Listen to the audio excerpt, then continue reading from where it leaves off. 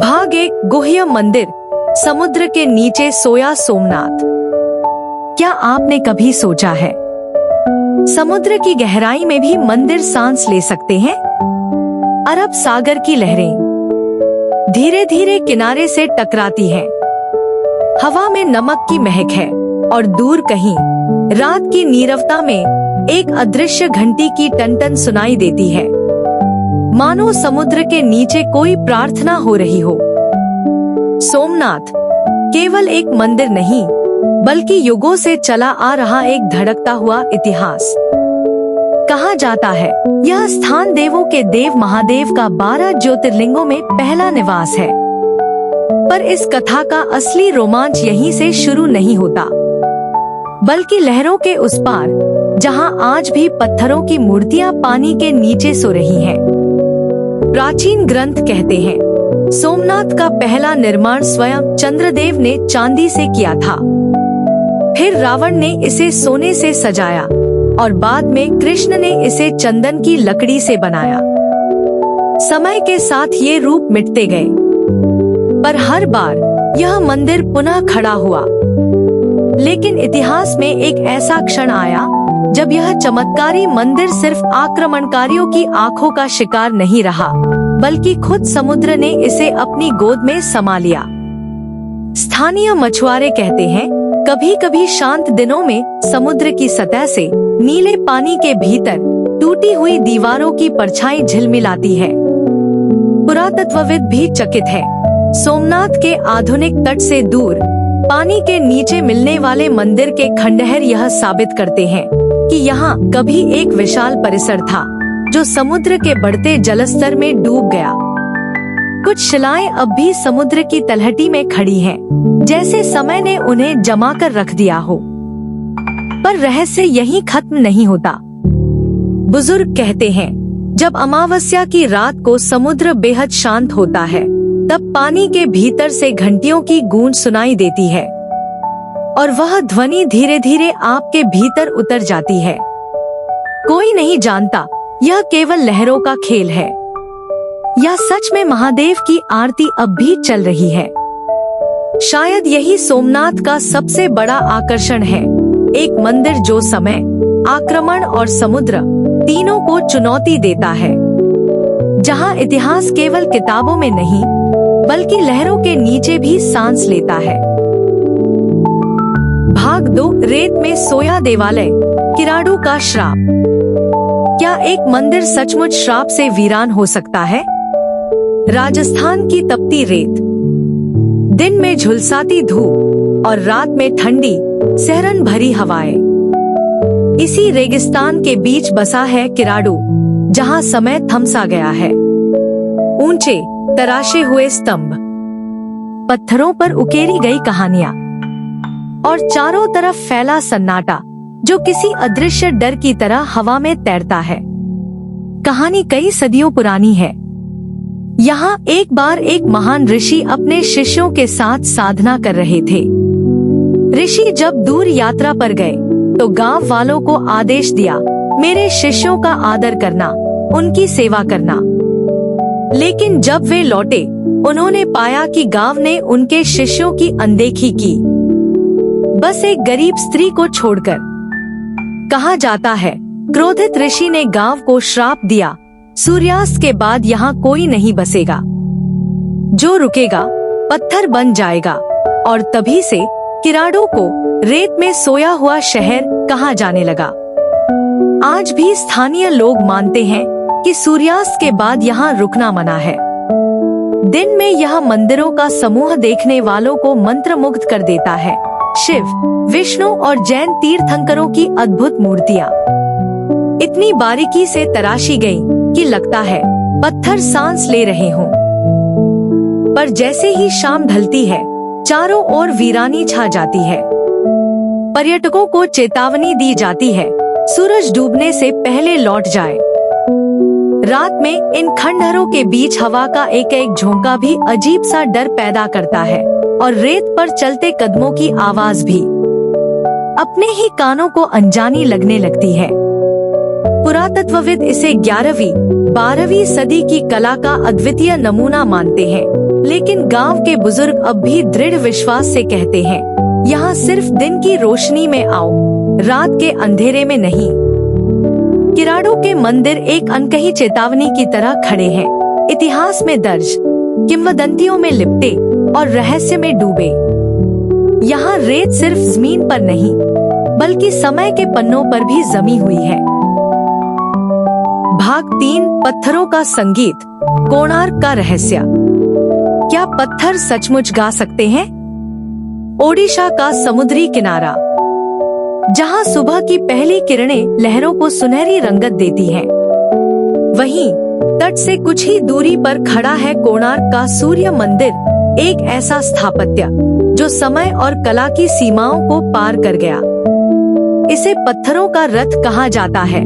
12 जोड़ी विशाल पहियों और 7 पत्थर के घोड़ों से सजा हुआ, मानो सूरज देव स्वयं समुद्र की ओर रथ हाँक रहे हों। लेकिन इस मंदिर का जादू केवल इसके रूप में नहीं, बल्कि इसकी ध्वनि में भी छुपा है।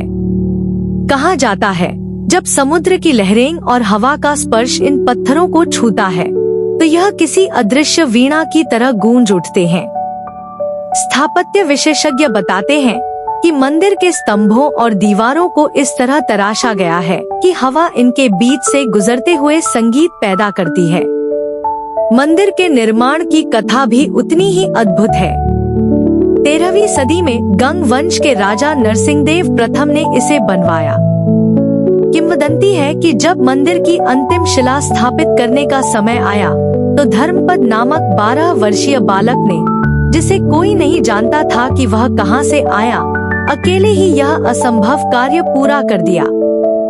लेकिन यह देखकर राजकर्मियों को लगा कि इतनी महान उपलब्धि का श्रेय एक बालक को नहीं जाना चाहिए। कहा जाता है, धर्मपद ने समुद्र में छलांग लगाकर अपनी जान दे दी, ताकि उसका नाम इतिहास में न मिटे, बल्कि अमर हो जाए।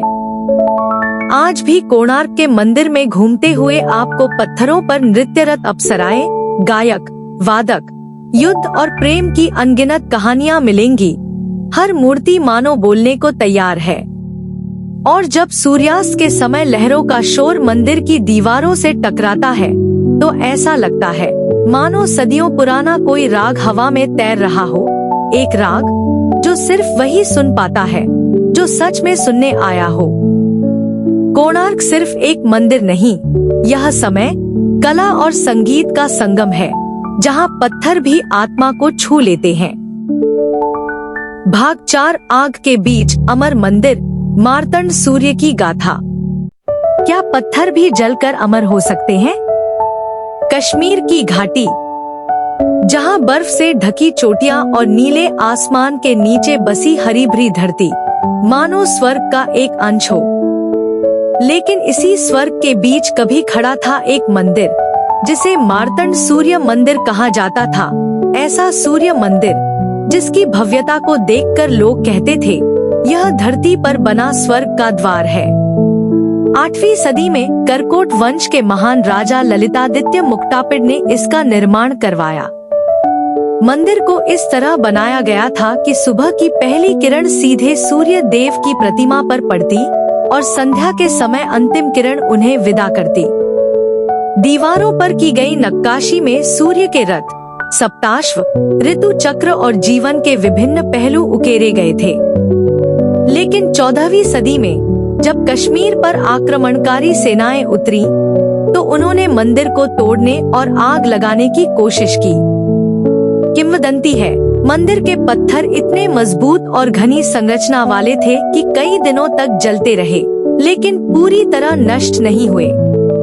स्थानीय लोग कहते हैं, सूर्य का घर जल सकता है, लेकिन उसका प्रकाश बुझ नहीं सकता। आज मार्तंड मंदिर के खंडहर चुपचाप घाटी के बीच खड़े हैं। टूटी हुई दीवारें अब भी सुबह की रोशनी का स्वागत करती हैं। और जब हवा इन खंडहरों से गुजरती है, तो लगता है मानो वह पुराने समय की प्रार्थनाएं दोहरा रही हो। मार्तंड सिर्फ एक मंदिर नहीं, यह उस अटूट विश्वास का प्रतीक है जो आग, समय और विनाश से भी बड़ा है। विश्वास की सूर्य का प्रकाश और संस्कृति की जड़ें कभी पूरी तरह बुझ नहीं सकती। भाग 5 धरती के नीचे छुपा स्वर्ण मंदिर पट्टडकल का रहस्य। क्या सचमुच सोने का मंदिर धरती के नीचे सो रहा है? कर्नाटक के शांत से गांव पट्टडकल में, जहां आज पर्यटक प्राचीन मंदिरों की कतार को देखकर हैरान रह जाते हैं, कभी एक गुप्त कथा सुनाई जाती थी। यह स्थान 8वीं सदी में चालुक्य वंश की राजधानी जैसा था, एक ऐसा सांस्कृतिक केंद्र जहां कला, धर्म और स्थापत्य अपनी चरम सीमा पर थे। इन मंदिरों के बीच स्थानीय बुजुर्ग अब भी एक कहानी सुनाते हैं। यहाँ कभी एक स्वर्ण मंदिर था। कहा जाता है कि उसकी दीवारें, गुंबद और गर्भगृह सोने से मढ़ा हुआ था और भीतर भगवान शिव की मूर्ति हीरे जवाहरात से जड़ी थी। यह मंदिर केवल धार्मिक स्थान नहीं, बल्कि चालुक्यों की समृद्धि और शक्ति का प्रतीक था। लेकिन एक विनाशकारी आक्रमण के दौरान, जब खबर फैली कि लुटेरों की सेना करीब है, मंदिर के पुजारियों और कारीगरों ने गर्भगृह के नीचे एक गुप्त तहखाना खोदकर पूरी संरचना को मिट्टी में ढक दिया। उन्होंने सोने और रत्नों को वहीं बंद कर दिया ताकि लुटेरों के हाथ न लग सके। आज पट्टडकल के मंदिर यूनेस्को विश्व धरोहर स्थल है, लेकिन उस स्वर्ण मंदिर का कोई निशान नहीं मिलता। पुरातत्वविदों ने खोजबीन की है, लेकिन तहखाने के प्रवेश का रहस्य अब भी अनसुलझा है। कई लोग मानते हैं कि वह सोने का मंदिर अब भी धरती के नीचे सो रहा है, बस उसके द्वार खोलने के लिए सही समय और सही व्यक्ति का इंतजार है। और शायद अगली सुबह जब आप पट्टडकल के मंदिरों के बीच चलेंगे, हवा में बही घंटियों की ध्वनि आपको यह याद दिलाएगी, इतिहास के कुछ पन्ने सिर्फ फुसफुसाहटों में ही सुने जा सकते हैं।